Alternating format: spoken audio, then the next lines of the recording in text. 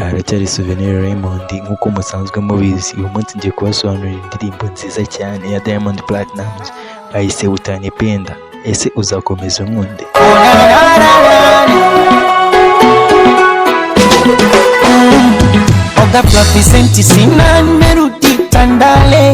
Ese ndamutse nyine nkasubira hasi, nashindwa kulipa bima, nimeuza madale, nananirwa no kwishyura amadeni nkagurisha mandale, nyimbo mezima, TV ndio hatari, kuri radio nkazima, televiziyo nibongere kunyina, manager umebaki jina, nitakia tatale, manager wanjye asigaye ku izina nawe atakinyeneye.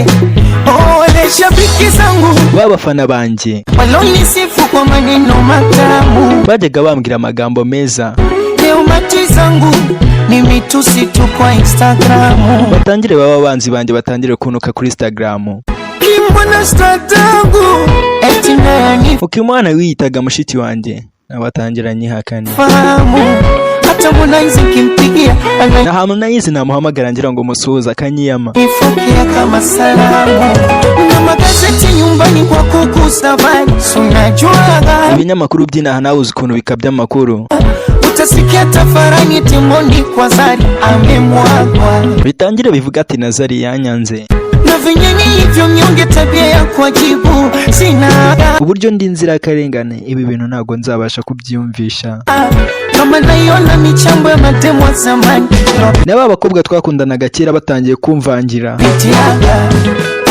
na yosema yana maana, ibyo mvuga ni ukuri, sababu kuna nejua kesho, nta muntu n'umwe ujya umenya igihe ejo hazaza, epanga nirabana, Imana niyo yonyine ipanga, bila mificha ni confidential, yarangiza ikabigira ibanga rikomeye cyane, ukisayomba sana jya usenga cyane, umeonisije kwa kichekesho, umugabo wawe atazakena akajya ku muhanda, mana rafiki wa jana ndio adui mkubwa kesho, ngo urebe inshuti z'ejo hahise ukuntu zihinduka abanzi bakomeye.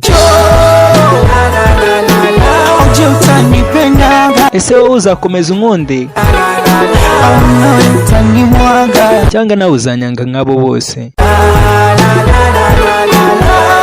utanipenda, Sheri mbwira nimba wowe uzakomeza ukankunda ni nyina.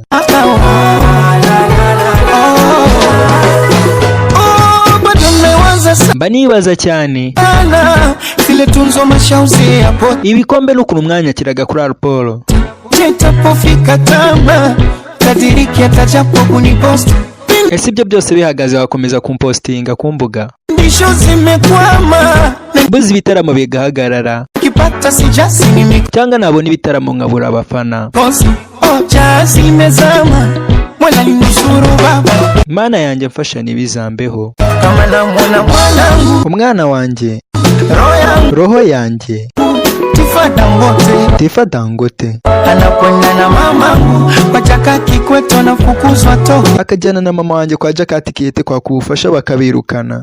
usilie Sandrangu mwenye Gwirira Sandra wanjye, chikaze usicho, shika mukomere, wenda kesho za mweangu mtavuma tena mambo ya nyoke, hari igihe nakongera nkakora akaririmbo kakaba hiti tukongera tukabona amafaranga. na magazeti nyumbani kwa kuku safari, unajuaga Ibinyamakuru by'inaha nawe uzi ukuntu bikabya, utasikia tafarani Timondi kwa Zari amemwagwa, bitangire bivuga ati Diamond Zari yamwanze, na venye nilivyo mnyonge tabia ya kujibu uburyo njye mbana nitonze nazi ukuntu nabyitwaramo, kama naiona michambo ya matemo wa zamani, yani n'aba bakobwa twakundanaga batangire kunyuzura. Kabageraho mwese kandi mwibuke gukora subscribe kuri Souvenir Raymond.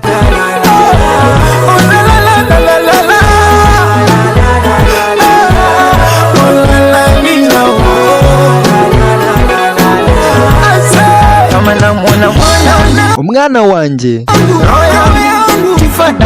roho yanjye, Tifa Dangote, bona mama bajye kwa kubufasha mu kubofera birukane,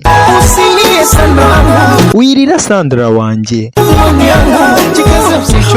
komera cyane wiva kwizima, hari igihe nakongera nkakora hiti tukabona amafaranga.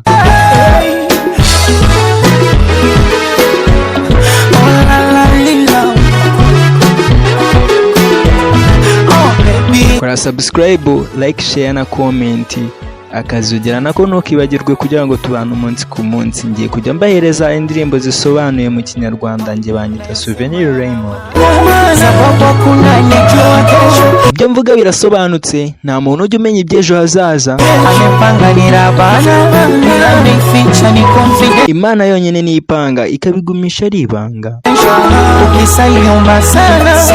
Jya usenga cyane, umugabo wawe ejo atazakena akisanga ku muhanda,